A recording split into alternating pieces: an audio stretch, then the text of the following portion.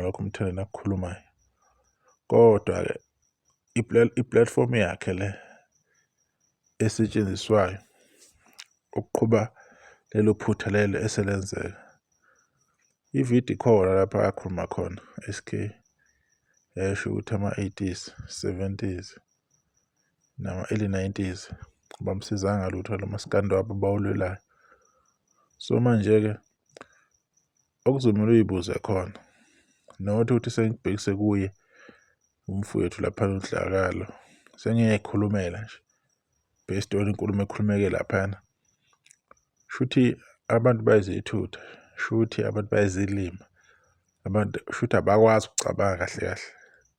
Yena utshela abalandeli bakhe ukuthi ngamanye amazwi balandeli bami nezidoma ngakhuluma into la sengiyayiphika, into eniyazi kahle mhlophe, into enama-record